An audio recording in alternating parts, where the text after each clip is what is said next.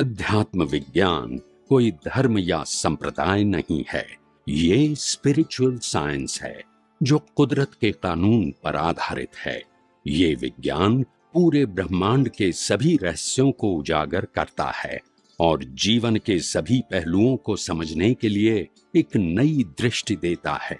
इसी को art of vision कहते हैं, दुनिया को देखने की एक नई दृष्टि, जो अध्यात्म विज्ञानी परम पूज्य स्वामी श्री कमलेशानंद जी के निर्देशन में सनातन सत्य का अनुसंधान कर हमारे जीवन को प्रकाशित करे। जय सच्चिदानंद। और नाव है, दोनों संपूरक हैं। और मोस्टली क्या हो जाता है, तेल तो हमेशा ऊपर ही रहता है, लेकिन उसको हम लोग मथ के म्यूनिस बना देते हैं, तो वहीं फंस जाते हैं। और इसीलिए ये अनुभव प्रयोग है। क्या है? अनुभव प्रयोग। यही तो करना है। जानने वाला करता नहीं है, यही तो अनुभव करना है। तभी तो हम सिद्ध प्रज्ञ रहेंगे। हाँ। हम करने वाले होंगे तो सिद्ध कैसे रहेंगे? फिर क्रिया की इफेक्ट आएगी। तो जानने वाले हैं। मैं देखा हूँ, अपने आप में अनुभव क्यों कि वो जागृत अवस्था में ही रहना पड़ता है। मगर जागृत अवस्था वो मेहनत की बात नहीं है। जागृत अवस्था अगर हम जितना जितना अलग रहने का जानेंगे, अलग रहने की प्रक्रिया करते रहेंगे, धीरे धीरे मालूम होगा कि आखिर करने वाला और जानने वाला दोनों क्या हैं? अलग है। ये प्रयोग है, ये शब्द नहीं है। मैंने बता दिया और आपने सुन लिया। हाँ। तो आपको अनुभव में आएगा, ऐसा नहीं है। आपको खुद को अनुभव करना पड़ेगा। दादा भगवान ने भी क्या कहा? शब्द ज्ञान से सॉल्यूशन नहीं, अनुभव ज्ञान से सॉल्यूशन। तो अनुभव तो खुद को करना पड़ेगा। अनुभव कोई करवा सकते नहीं है, अनुभव का मार्ग दिखा सकते हैं। इस रास्ते पर चलेंगे तो आपको भी अनुभव होगा। ये किसी की मोनोपोली नहीं है। तो अनुभवी ज्ञानी पुरुष मार्ग दिखा सकते हैं। क्या दिखा सकते हैं? मार्ग दिखा सकते।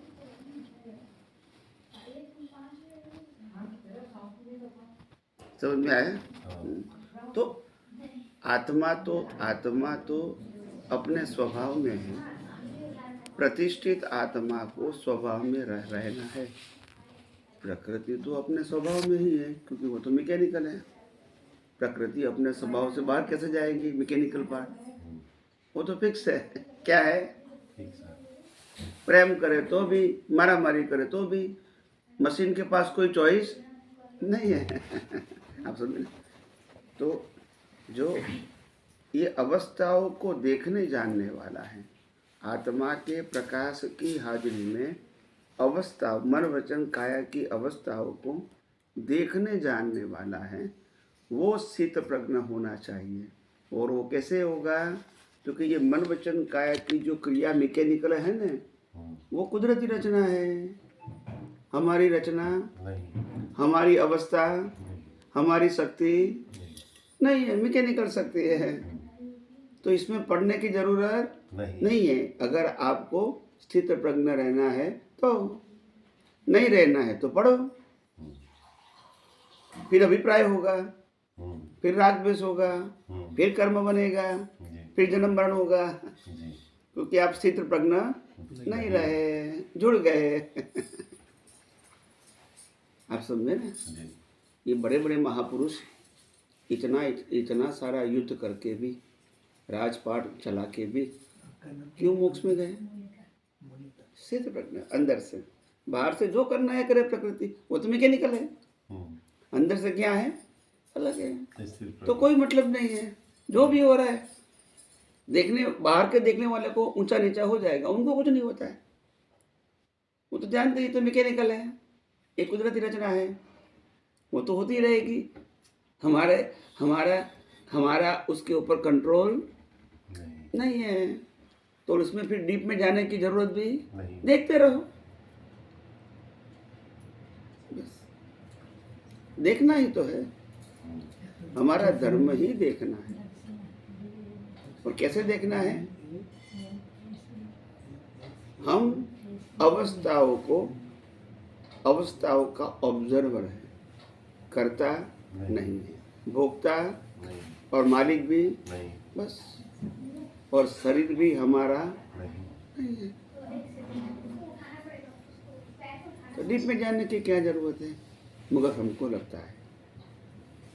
लेकिन स्वामी जी यहाँ पर एक भाव पैदा होता है, कुछ भी कार्य हो रहा है, जागृति में है, ठीक है, करने वाला कौन है ये समझ में आ रहा है, मन वचन काया करने वाला है, लेकिन एक भाव पैदा होता है कि मेरे को इससे ऐसा नहीं होना चाहिए, क्यों इस मन मगर? वचन काया से ऐसा नहीं होना चाहिए। अरे ऐसा होता है या इससे उल्टा भी होता है कि ऐसा होना ही चाहिए, ये जो हुआ वो अच्छा हुआ, ऐसा भी होगा, जी, मगर इसको देखने वाले हम हैं। तो ये जो सोचता है ये कौन प्रतिष्ठित आत्मा है? डिस्चार्ज। डिस्चार्ज है। अभी जो भी चीज अपन इस जीवन में भोग रहे हैं, चार्ज वाला तब जोड़ेगा, कहेगा, ताकि वो खुद सोचने वाला, बोलने वाला, करने वाला हो जाएगा उनकी बिलीफ में, तो फिर जिम्मेदारी आएगी। चार्ज प्रतिष्ठित आत्मा मन वचन काया उनकी अवस्था को देखने जानने वाला है कुदरती रचना के रूप में, तो फिर जिम्मेदारी नहीं है। और मन वचन काया में मन के अंदर मन बुद्धि चित्त अहंकार वो भी डिस्चार्ज है। आपने कहा ना जी, ऐसा करना चाहिए, नहीं करना चाहिए, ये भी एक प्रकार की बुद्धि है, हाँ बुद्धि, वो तो रहेगी। हमको उसको भी कुदरती रचना देखना है, क्योंकि ये संसार चलाने के लिए है और वो लेकर आए, तभी तो संसार चलता है। कब क्या करना है, कैसे करना है, क्यों करना है, ये ज्ञान लेकर आए तभी तो लाइफ चलती है। मगर ये ज्ञान भी मैकेनिकल है। क्या बताया? ज्ञान भी है। मैकेनिकल है। जब महाभारत के अंदर जब अर्जुन ने पूरा महाभारत के ऊपर विजय प्राप्त किया, हमको लगता है वो बुद्धिशाली है, वो शक्तिशाली है, आप समझे ना, जी, हमारे वो धनुर्धारी है, ऐसा हमके दिमाग में आएगा ना। जी, मगर वही अर्जुन जब अकेला घोड़े पर जा रहा था तो एक काबे के सरदार ने उसको लूट लिया। वही धनुष्य था, वही बाण था, तो अर्जुन भी वही था, तो शक्ति कहाँ गई? समय बहुत बलवान बोलते हैं फिर। अभी अभी समय आ गया। पहले व्यक्ति बलवान थे। तो वही तो हम कहते हैं, जी, वही तो हम कहना चाहते हैं। व्यक्ति बलवान, नहीं, समय बलवान होता है। समय पे जो करवाना चाहते हैं कुदरत, वही शरीर को करना पड़ता है। शरीर के पास कोई इंडिपेंडेंट मशीन है तो पावर कहाँ से आएगा? हम इतना बड़ा मशीन देखते हैं, उनके पास कहाँ पावर है? स्वतंत्र पावर है, कुछ करना ना कुछ ना करना, जो सिस्टम बनाई है वैसा चलता रहेगा। वो अपनी मर्जी से कुछ कर सकता है? नहीं कर सकता है।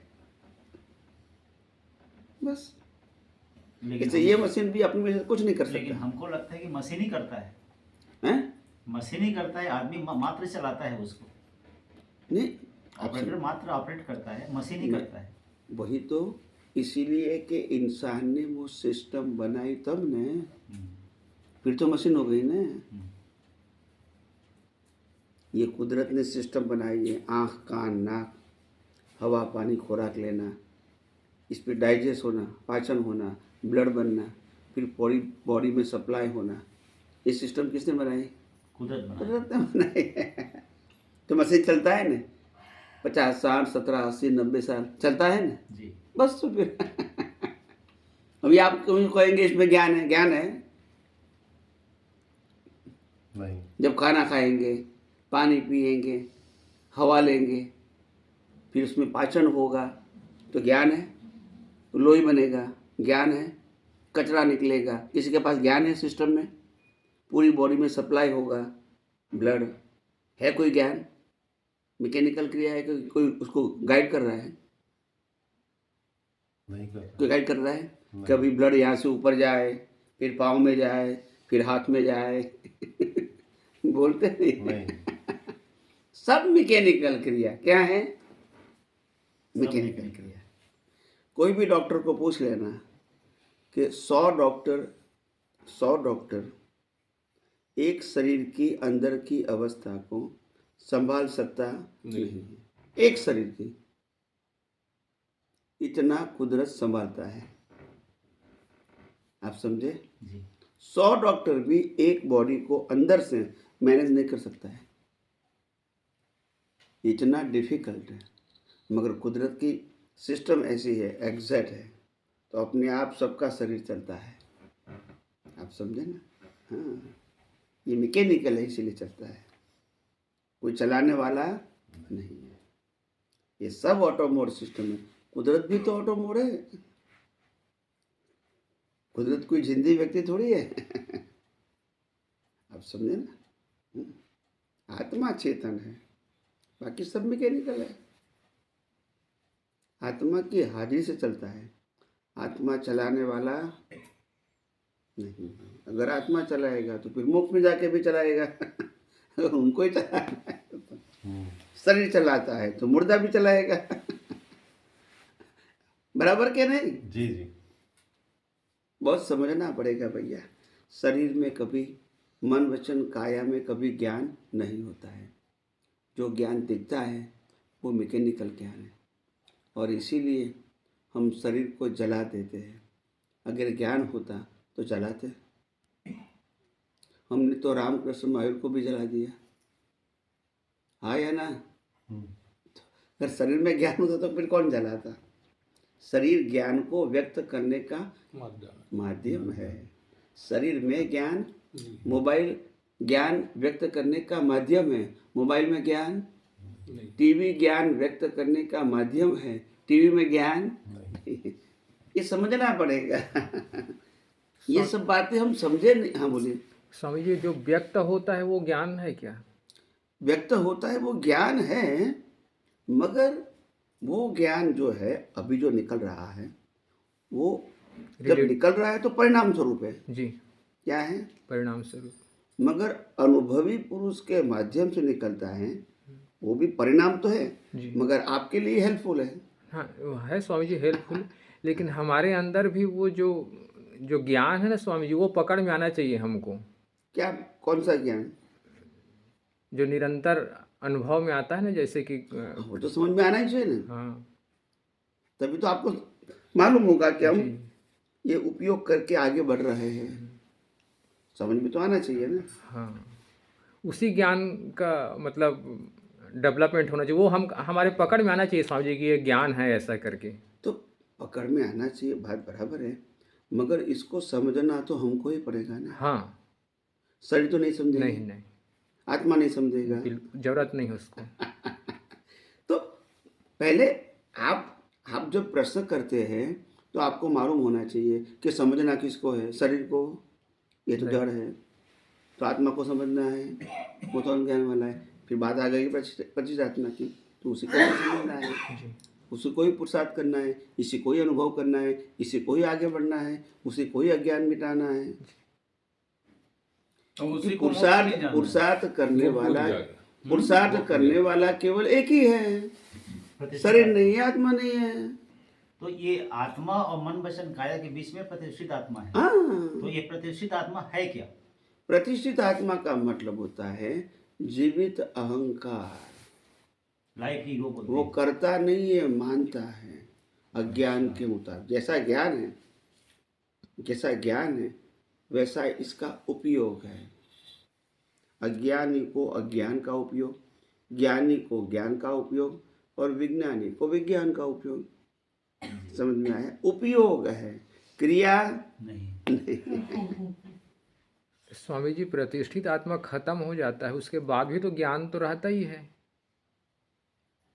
एग्जाम्पल, जैसे कि लास्ट बर्थ है मान लीजिए, तो उसमें प्रतिष्ठित आत्मा है ही नहीं, फिर भी ज्ञान तो है ना। मैकेनिकल। तो ज्ञान मैकेनिकल कैसे हो सकता है? पहले ही बताया कि मन वचन काया का मैकेनिकल है। पहले ही मैंने बता दिया कि नहीं बता दिया? नहीं, वो जो मन वचन काया से जो कुछ भी होता है वो मैकेनिकल है। मैंने कहा कि नहीं? आज भी मैकेनिकल है, और लास्ट बर्थ में भी और सभी का। सभी। जब सिद्धांत सबको लागू होगा ना कि उनका मैकेनिकल तो हमारा नहीं है, ऐसा थोड़ी है। मन वचन काया की अवस्था मात्र कुदरती तो रचना, कुदरत का मतलब क्या हुआ? मैकेनिकल। तो बात तो फिर ऐसे करो कि ऐसे करो, काम तो पकड़ना पड़ेगा।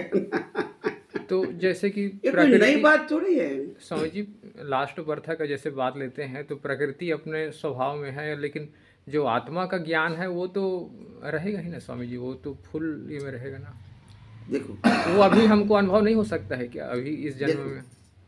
आत्मा का ज्ञान का मतलब क्या? ज्ञान मतलब वो स्वभाव है ना स्वामी जी, वो तो फिर आप ज्ञान भी बोलते हो, फिर स्वभाव भी बोलते हो। ये मिरर का स्वभाव है हमारा प्रतिबिंब करना, और मिरर में ज्ञान भी है, दोनों बोल सकते हैं। हमारा प्रतिबिंब इसमें आता है इधर, मगर ज्ञान थोड़ी है। इनका स्वभाव है, जो भी खड़ा रहेगा वो दिखाएगा, वो ज्ञान थोड़ी है। तो वो स्वभाव ये है, मिरर का क्या है? स्वभाव तो ये ब्रह्मांड को प्रकाशित करना आत्मा का स्वभाव है। और हमने बार बार कहा है कि आत्मा के प्रकाश में आत्मा को विनाशी अवस्था देखने जानने का स्वभाव नहीं है। वो कितनी बार कहा मैंने? बहुत बार बोला। फिर प्रकाशक है, देखने जानने वाला, और इसीलिए कहा जब तक शरीर है वहाँ तक अहंकार है, चार्ज या तो डिस्चार्ज। और इसीलिए लास्ट बर्थ में भी डिस्चार्ज अहंकार आत्मा के प्रकाश में जो दिखता है वो देख कर बता सकते हैं, मगर देखने जानने वाला आत्मा नहीं। और बोलने वाला या बताने वाला भी आत्मा, वो तो प्रकाशक है। आप प्रकाश का उपयोग करना है तो करो, न करना है तो न करो, जी। वो आपके संजोग के अधीन है। कोई पूछने वाला है तो प्रकाश में देख के बताओ, नहीं पूछने वाला तो अपने स्वभाव में रहो, बस। तो आत्मा तो प्रकाशक तो रहेगा, वो तो रहेगा। जी। अवस्था अलग चीज हो गई। प्रकाशित है और दुनिया को प्रकाश करता है, प्रकाशित करता है। अगर अहंकार के आधार से आवरण बन गए तो प्रकाश फैलेगा नहीं, वो तो अपने स्वभाव में रहेगा। जी। मगर प्रकाश में जो देखने वाला है वो आपको नहीं दिखेगा, क्योंकि आवरण है। जी। इसमें आत्मा से कोई मतलब नहीं। 1000 वोल्ट का बल्ब है, ठीक है, और पूरे कमरे को प्रकाश देने की उनकी क्षमता है, और बल्ब प्रकाशित है। हमने मटकी लगा दिया, क्या लगा दिया? मट्टी लेयर। मटकी मटकी मटकी का, हाँ। घड़ा। मटकी, घड़ा, जो भी कहो, लगा दिया, ये प्रकाश आएगा? ढक जाएगा। अच्छा, ढक जाएगा। बल्ब में क्या फर्क हुआ? कोई फर्क नहीं पड़ेगा। अच्छा, बल्ब की प्रकाश देने की शक्ति में क्या फर्क हुआ? कोई फर्क नहीं पड़ेगा। बस।